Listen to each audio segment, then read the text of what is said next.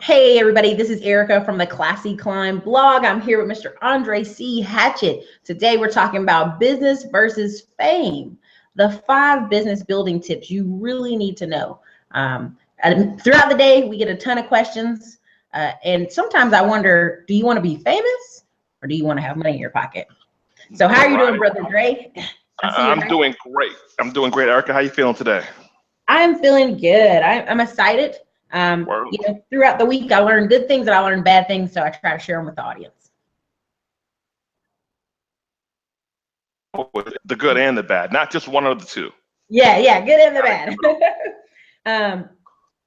And so part of what I want to talk about today is what we're seeing a lot of times is people are going on Facebook, they're going on Instagram, a lot of young kids dancing videos go viral, but then what happens?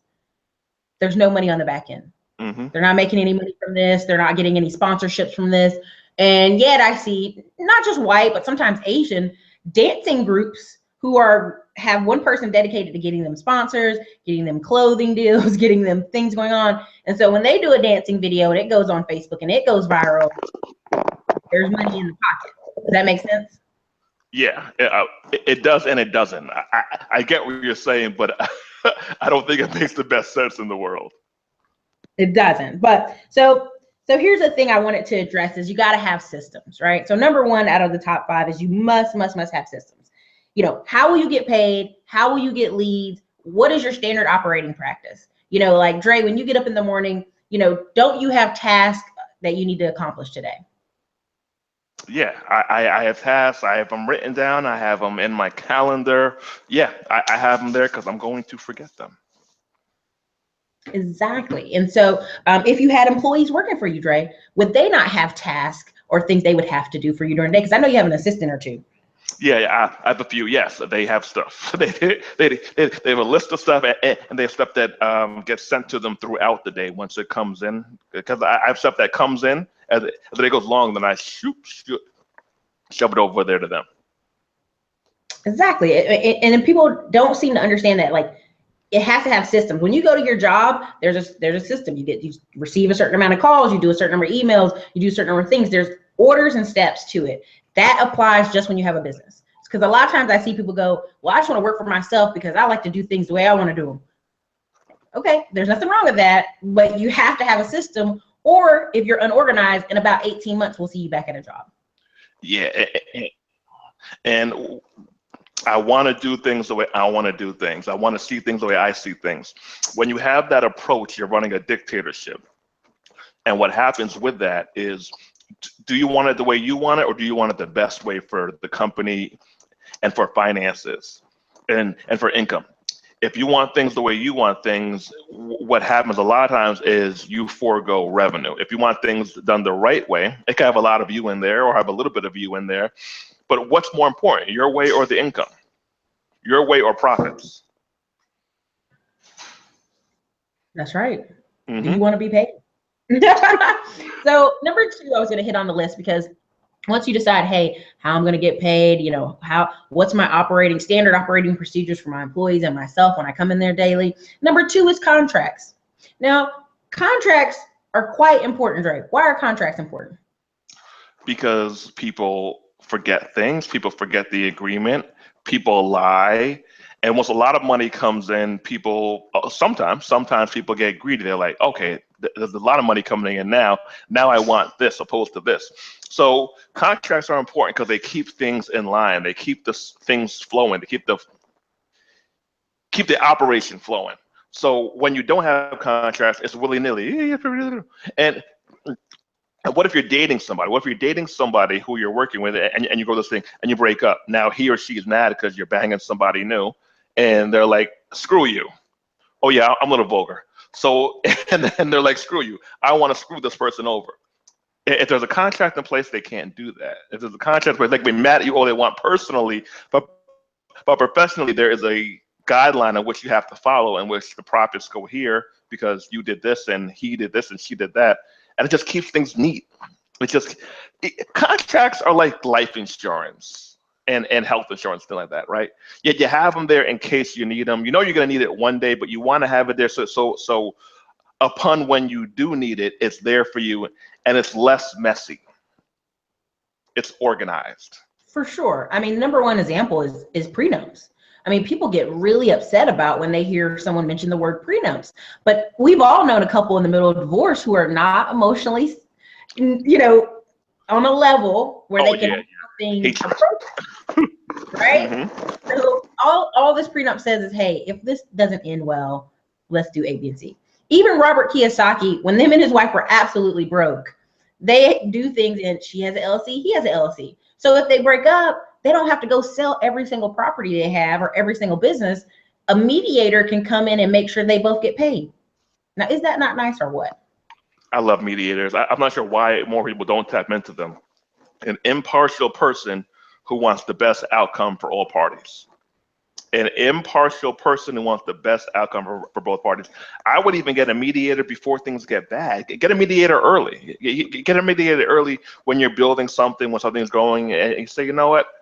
I think we should finalize this, but I don't want to bring it up to you because we're friends. It might offend you. Bring a third party and help them have the PowerPoints, have the bullet points there, and you're like, okay, cool. This is what we're doing here. Cool, let's do it.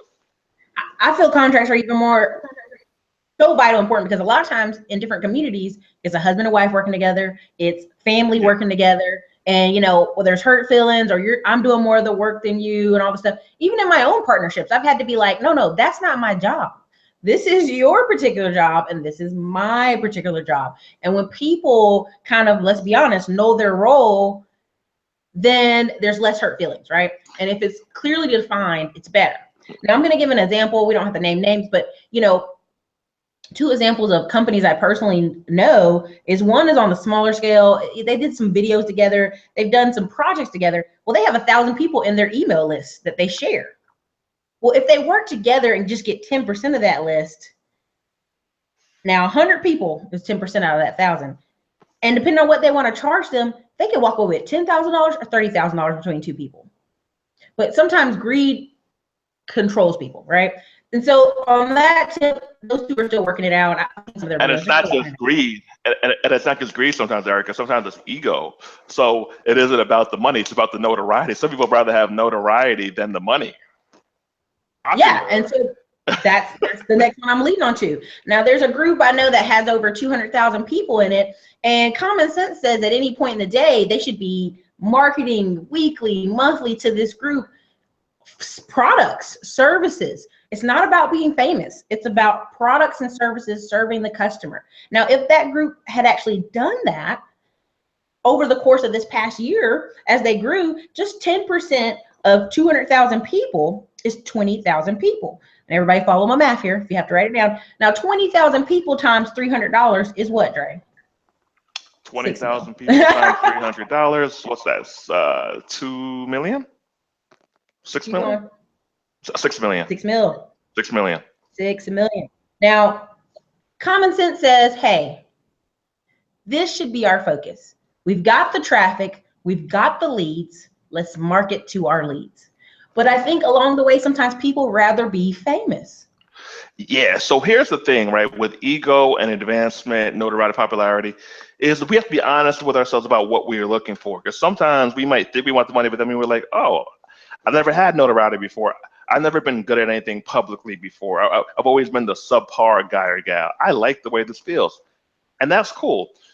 Gary Vee talks about how he loves notoriety. He loves being the popular guy, right? He embraces that. So, but here's my thing with this, is you have to have an outlet, because sometimes your business isn't the outlet for you to be the popular guy or gal. You might need a different outlet to be the popular guy or gal. And when you're honest about what you're looking for, you're able to seek it. So I have a selfish day or two a month where I just do whatever the hell I want to do. If you want to hang with me, it's cool, but I'm going where I want to go. If you're riding with me, it's cool, but this is Dre Day, right? This is Dre's day. So I'm aware of that. And that helps me not bring my id or my ego into my work or my activist life. When you see a lot of people, well, see people say that they're all about the community. They work for the community 24/7. They don't have an ego. I am all about the people, yada, yada. I'm cautious about them saying that, and I actually wish they wouldn't say that, because when you're 24/7 into something, one particular thing, it's easy to get for your whole life to be construed with that, and you don't have any time to let yourself digest. You don't have any time to let yourself have an outlet for yourself. So the id portion of your brain, the soul, the finances, it's all mixed up in one thing, and it can get way convoluted and way overloaded. So have your outlets. And I tell people, man, have your selfish outlets. It might be it might be sex, it might be a junk food, it might be a bomb ass date, whatever it is, indulge in your thing. Have your time, and that helps me stay level. Yeah, I mean, I think there's a lot of people don't understand the importance of work-life balance. And I know people get mad. They're like, work-life balance, Yeah. you gotta make money. But here's the thing, it's 20/80. You know, you can spend 6 days a week making money doing whatever you got to do. Hustle your business, carpet cleaning, cleaning cars, detailing, mobile, whatever you got to do. But there should be a day where the person is refreshed, because you can't pour out of an empty cup. Does that make sense? Like, if you, Yeah, it makes total sense. Mm-hmm. there's times when I call, how, because I'm like, Dre, I just talked to like 20 people and they hurt my brain. I'm your outlet. I am your outlet. I am one of your outlets, and that's good that you know, because you could trust me. I'm not going to spill the beans that stays between us, but you have an outlet. The thing is, a lot of people don't have an outlet, or they don't take advantage of the outlet. So the outlet is Facebook. So the outlet is their clients. And what happens is sometimes we're human beings, right? We can get snappy. So having that, I'm all in this, I'm all this, I'm all this, I'm all this. I don't have an ego. What you're doing is you're probably lying to yourself a little bit. And what you're going to wind up doing more times than not is taking it out on the same people in which you're trying to help, which are supporting you, because you're frustrated, because you're a human being, and that's okay. But you didn't tap into yourself when you weren't honest with yourself and say, yo, I'm getting stressed out here. I need to chill. I need to do something for me to give myself that detox so I can come back refreshed. So that 24/7 working every day thing, I tried it, and I wasn't. I was snappy. I was a snappy person, and it wasn't a good feeling. And I was turning people off. Oh, for sure. Like, there's a moment too in the conversation where you're like, I've been talking about this, and I've had to check myself multiple times on this channel. You guys always don't feel free to slightly check me, but I've been doing this for 3 years, and I'll be like, I've been talking about that for 27 times. Or go find the old video is what I'll tell people. And I have to realize sometimes people are short on time. They don't have time, they can't find it. So, you know, I don't mind doing repeat videos, but I also would appreciate if people just, you know what, if it's that pressing, hit me for a consult. I'll talk to you, I'll get it out the way, you know? So it's always important to remember everybody's starting at a different location. They're starting at a different location in the story. So part of, you know, I think I lost Dre temporarily here, but part of another thing is platform. You know, where are you going to be? You know, are you going to be on Facebook? Are you going to be on YouTube? Are you going to be on Instagram? I'm back, Erica. Sorry. Hey, Dre, no problem. So I was telling them platform. Another thing to consider is platform. Where are you going to be? Facebook, Instagram, YouTube. And here's another kicker, offline. Now, the reason I say that to people is I have a painting company. I don't get a bunch of my leads online. Now, I have a program I'm signed up with, but 90% of the time it's word of mouth. It's other people seeing your sign as they drive past the house, other people seeing your work on fences as they drive past the house. It's real estate investors who consistently need painters and people to clean out junk. That's our market, you know? So I think you have to ask yourself, why are you choosing Facebook? You know, everybody's there, Erica. Are they all there? Really? I mean, is there, you know what I mean? So who's your target audience? Yeah, never rule out going to meet people in person. Facebook is cool, email marketing is cool, but a good old fashioned person-to-person meeting, never rule it out. And a lot of people have become lazy with their networking and marketing online, so that they have kind of, not purposely a lot of times, but these arrogant pitches and what they call networking, but it's kind of like you're being a dick. You're not even saying hi. You're just so comfortable with this online stuff. But here's something to keep in mind is you don't know the person yet. And treat the person who you're trying to network with, who you're trying to get as a client, a customer, a friend, a mentor, a coach, treat it like you're meeting one of your in-laws. Treat it like you're meeting your girlfriend or boyfriend's dad for the first time. You're going to be on point, right? You're going to be sharp. You're going to be on point. You're going to be nice. You're going to be well dressed. You're going to be presentable. You're going to say hello. Hi, how are you? Here's what I do. I'm here to help. Anything I could do to help you out. If you were at your boyfriend's, you got a boyfriend? I plead the fifth. Okay. If you were at your boyfriend's mom's house, you would help out with the dishes. You might chop up some onions. You would do some of that stuff, right? When you meet people, the thing about this whole online space is it's taken the human beingness out of a lot of people's interactions. But those things don't go away. Like those things are long-lasting relationships. That's what you hit it right on the nail on the head. That's the quote of the day, you guys. People are taking the human part out of this. And there's a book called Gary Vee Point. It's his least selling book. He just did a video talking about it today, being his least selling book, The Thank You Economy.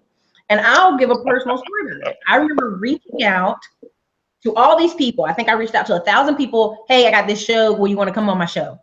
And looking back, I was so embarrassed how rude it came off. It was just rude. It was like this guy was like, no, you're spammy. And I was like, oh no, I've become spammy. So in that moment, what I end up doing is I backpedaled all of them. I read The Thank You Economy, like this is years ago, but I literally went, oh, okay. So I went, every time I asked somebody, I remember asking Dre, hey, I saw your work. I appreciate your work. Would you like to come on my show?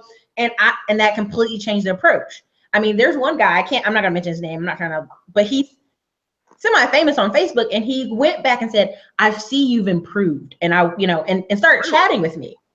And so This guy's been hanging out with Grant Cardone. This guy's got his own, he makes a lot of money, nice house in Las Vegas. And I was so proud that the first person who told me, no, you're being spammy, has come back and said, you're doing good.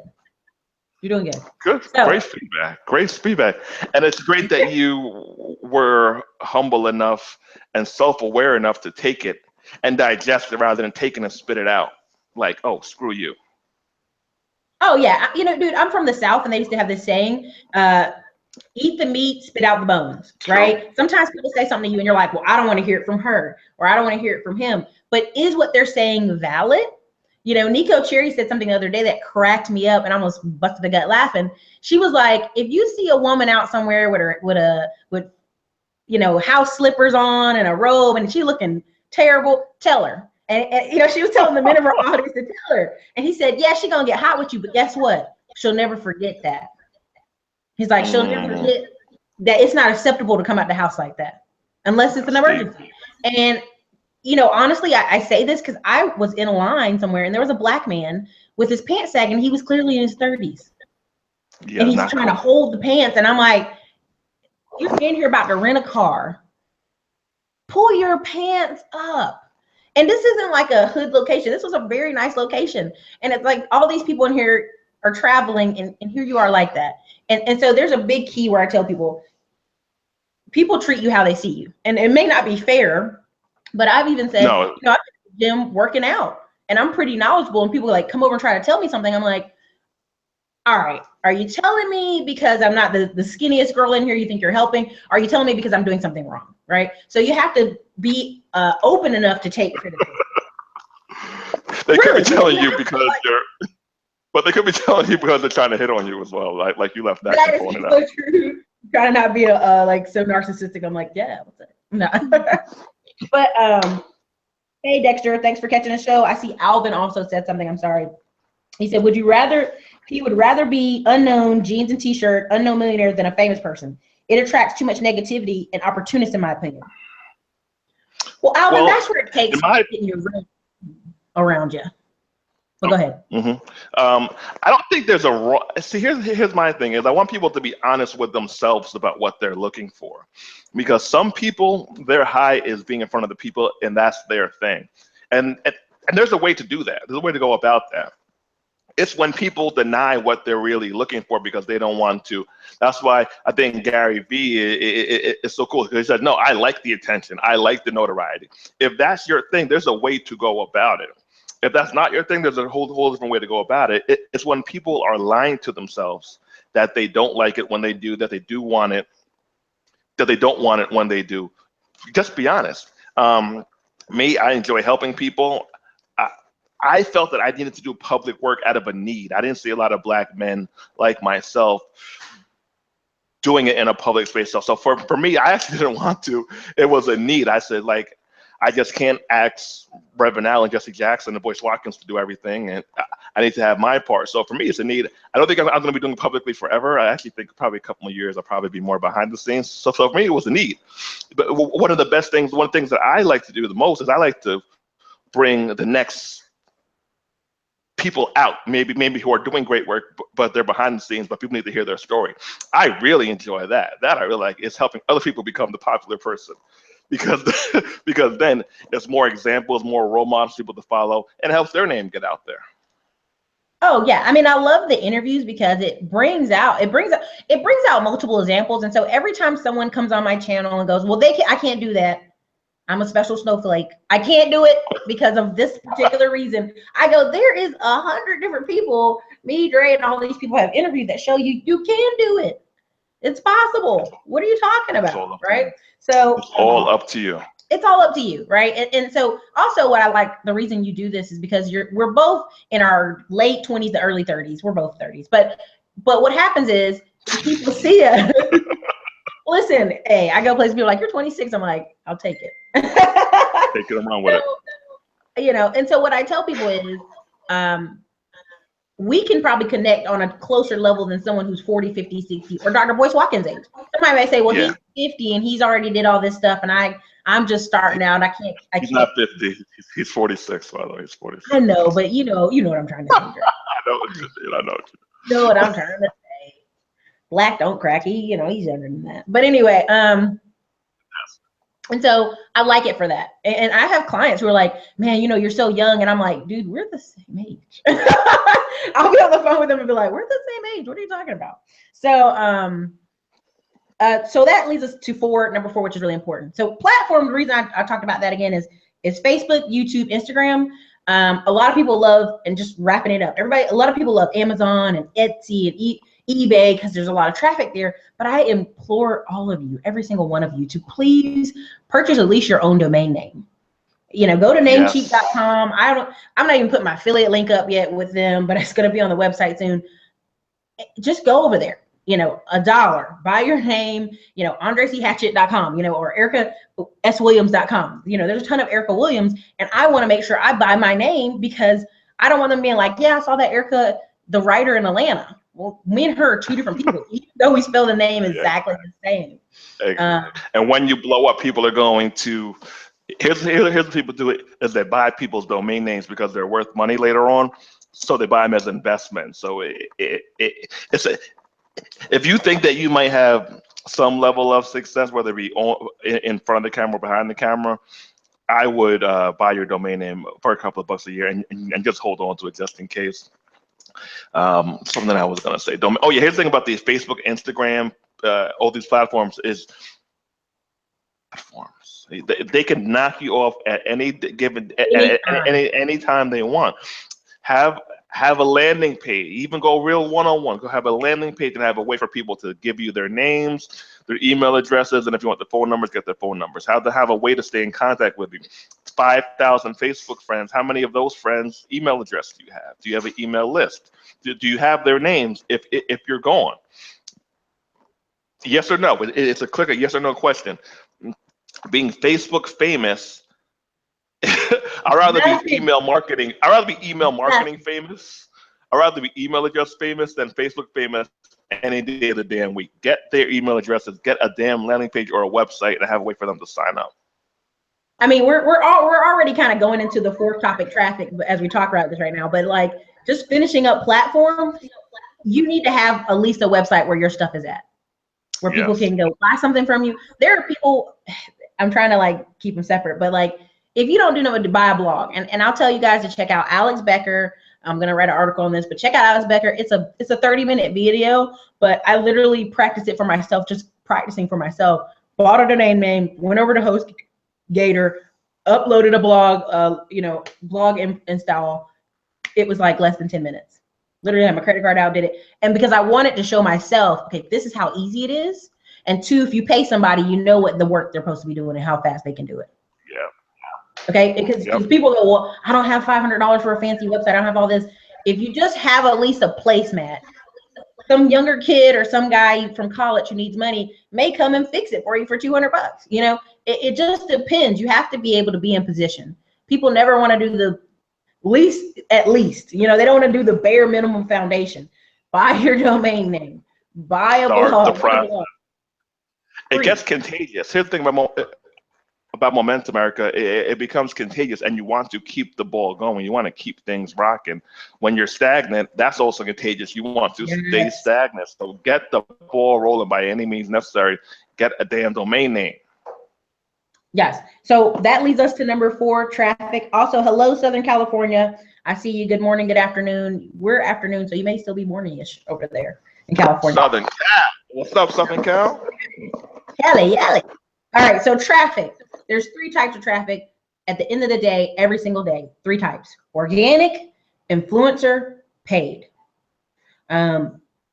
Organic traffic is where people have just stumbled on you, like the black girl who has a little 1-year-old daughter who goes, hey girl, that's crazy. Like it was a viral video, so now she's trying to go, you know, capitalize off that. But she's a specialist in the Army in San Antonio, and I'm trying to get her on a video, Dre. You don't even know. But anyway, nice. If I got to drive down to San Antonio, I will. But that's organic, and that's rare. Like even the the Chewbacca face mask thing that went viral, and a lot of people are complaining and saying it really wasn't a natural viral. 215. Okay. I'm sorry. Go ahead. You're fine. He's handling business. It wasn't a naturally viral thing. The key is that's rare. Organic traffic, people can find you. People can go on Instagram and Snapchat and all these things and see your picture and find you organically, but you can't rely on that. That creates stop and go business. That creates okay, now I'm making a lot of money. Now I'm not popular anymore. It's gone. Okay, so that's organic. Number 2 is influencer. Now influencer traffic, and I'm gonna give Dre as an example. Dre works with Dr. Boyce Watkins a lot on projects, on speeches, different things like that. So Dr. Boyce Watkins is very popular, so Dre gets some of that traffic, but unfortunately Dre also gets a lot of those emails of connect me to Dr. Boyce Watkins right now. And so it happens.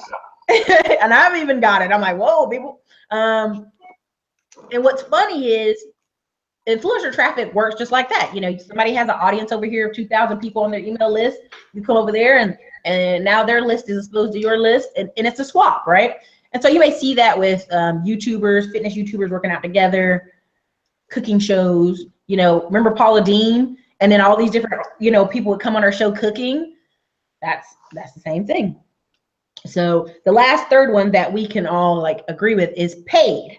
Paid traffic is something scalable. It is something you can measure. It's tracking. Dr. Boyce Watkins spent, I don't know, $500,000 on Facebook ads, and you can see there's a lot of results from that. But at the end of the day, traffic is the name of the game, because if you show 5 people your, trying to think of what's a business something.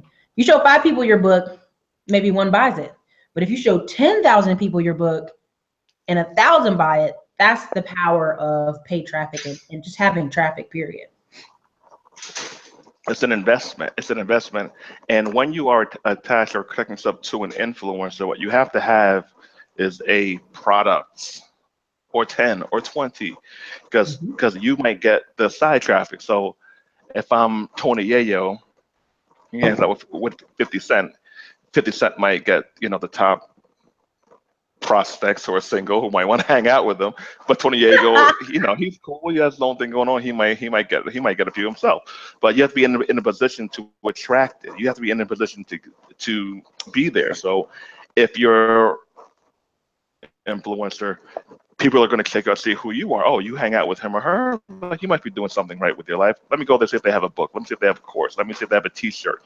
Everyone needs to have a book company or a T-shirt company. I don't give a damn. A book or a T-shirt. You need to be able to have a link for it, be able to sell, because it's revenue. People, if they like you, they want to spend with you. If they trust you, they want to spend with you. Support you. Yeah. In the way that they can, right? And so some people don't want to buy your book, but they like that T-shirt. Some people may not like that T-shirt, but they like that owner be own hat. You know, there's different ways people step it up in that particular way. And so I was telling Dre the other day how there is a football player, and him and his wife have a YouTube channel, and they have 200,000 subscribers and they have, you know, all these views and they're very Christian. And I said, you know, he got cut from the Vikings not even a couple of days ago. And all I could think is he's lazy. He should have already had a book out. He should already have a t-shirt. He should already have some different ways people can touch out and reach him. Bingo. You know what I'm saying? How many, Erica, have we seen people who have went to award shows and then they killed the performance and they didn't have, and they weren't ready to sell it. And they missed out on their moment. And I'm like, yo, why wasn't this ready? Have it. You muted yourself, Dre. You muted yourself. You muted yourself on accident.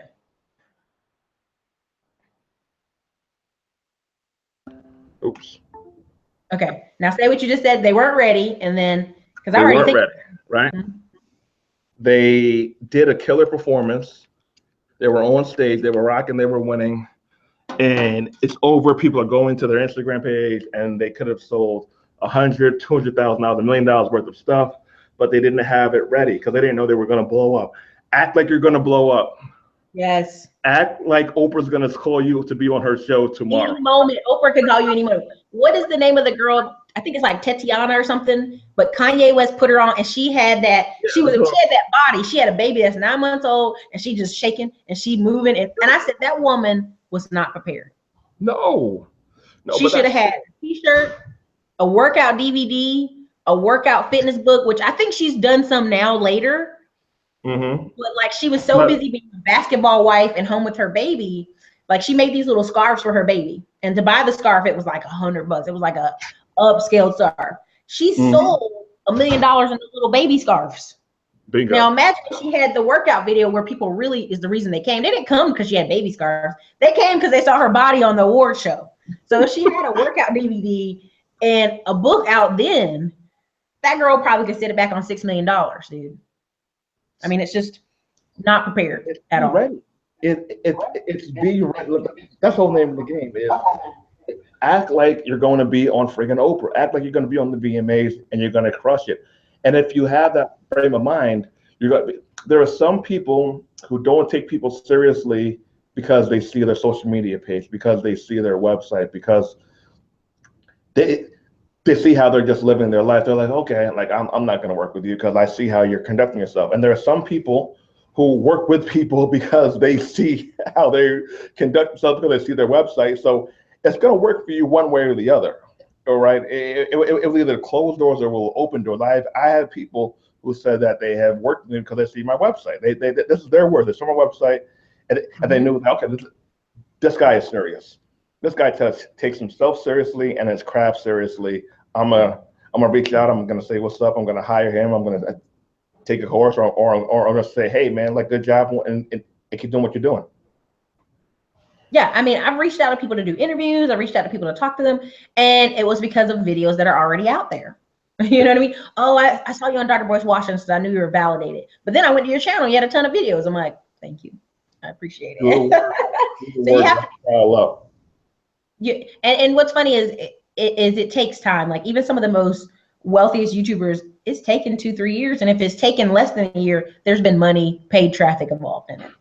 Get ready. That's what I was telling people. Like, don't compare your story to somebody else's. But that's so funny. I'm thinking about that Kanye West thing for real. Like, she was not ready. Like, I've had clients I've talked to who I literally was like, I wish I was your manager, because I right now would I'd have you a book written. I'd have you some t-shirts. I'd have you speaking at places, getting paid for it, because your life is your life story is that valuable. Get and ready. I think a lot of times people discredit themselves. I mean, there's people who are in the military who have great war stories. Well, why is Jocko Willis the only Navy SEAL making millions of dollars right now? Now, there's a lot of other military people who are making money off Instagram, you know, selling gear and stuff like that. But like, you could do that too. There's no reason you leave the Army and now you got to go work at the post office because you weren't ready. It's all you. It's all you. How bad do you? Okay, the last point, number 5, you know, because me and Dre got to wrap it up for another show, is you cannot do everything alone. No, don't even try. There's a book called Gary Keller's The One Thing, and it talks about a triangle, and people hate triangle diagrams, but every one person you add to your company, that's productive, that's moving, that's hungry for work, grows the company. I've seen this myself. Me and my friend, we had our painting company and it was kind of just stagnating. Well, every guy we added after, it pushed us to go get work for them. It pushed us to go make more calls. It pushed us to find more leads because we didn't want to hire people and then, you know, oh man, sorry, we ain't got no work for you this week. That's crappy. That's just crappy business. And so you have to really like, no, you can't do this alone. Are there people with only like just a blog and they're making $1 million? Pay somebody to do blog design, they paid somebody to do different things. And so I think people get caught up in this one-man show. It's me by myself. Even the radio hosts, they don't do everything by themselves. And when the radios have a DJ, Dre, your audio's on. When the radio people have a DJ, or let's say Glenn Beck's show, he's on the radio, he still has 3 guys in the back. There's a sound guy, there's a guy adding commentary, there's a guy who's fact checking. That's a really good thing I learned is like when I was listening to Black Privilege from Charlemagne the God, there's so many people working on staff trying to make sure that show runs right, but that's how business is. So, but go ahead, Dre. I think your audio. But the key is hiring helps you grow is essentially what I was going to say. I'm waiting on Dre's audio to come back. But I see you down there, Ebony Hayes. This is so true, Ebony Hayes. I'm ready to move forward with my ideals and need a consult. Ebony, just go ahead and hit me up at the links below. They're always below the show. I'll put them in the chat with people. Dre also has Andre Hatchett coaches. Correct me if I'm wrong, Dre. I think I'm saying it wrong, boo. If you can get on audio, if you can hear me. Click your button, Dre. Nope, can't hear you. Okay, so Dre's audio is kind of kicking out on him, but I know he'd be glad for you guys to go check out AndreCHatchett.com, Andre Notary School, Andre the Black Real Estate School. Also, check out Andre Coaches. I mean, he has several links you can check out. He's a man putting in work. I'm very proud of him. And I'm proud of all the people I work with because it takes courage to stand out and do this. So I appreciate all you guys' questions. I'll have some surprise guests on later this week. I hope you guys like it. I'll have David Huff on tomorrow, Facebook Marketing Mastery. I'll also have Lawrence on talking about Maxine Waters, who is possibly cutting the 7-year limit for bad debts to be on your credit report to 4 years. So, and also credit in recession, what do you do? Later in the week, we'll also have a Freedom Friday with Ryan McCurry, who will be talking about business and some other context. So look, there's about 2 or 3 special guests that might come on this week. It's going to be a crazy week, but you'll love them. They're good stuff. So everybody, this is Erica, Classy Climb Blog. Thank you guys for coming. Thanks, Andre, for coming. Sorry we've had audio problems. Business versus fame. You know, do you really want to be famous, or do you guys want to have consistent money in your pocket? And how do you have consistent money in your pocket? You have staff, or you plan in the future to have staff, even if it's temporary staff. You invest in paid traffic. Organic is great, SEO is great, all those things are great, but at the end of the day, you want a steady, not a stop and go business. You want a steady, consistent business. Put things in writing. That's the point of contracts. And systems matter. The platform matter. If you take really great pictures, but you don't want to talk to people, Instagram is the home for you. Lots of great pictures, lots of links where people can buy things from you, and that's how you do it. So look, everybody, this is Erica, Classy Climb Blog. Listen, you know, if you want to talk to me, the links are always below. Thank you guys for hanging out for the show. I hope to see you later on some of the other live shows this week. You guys have a great day.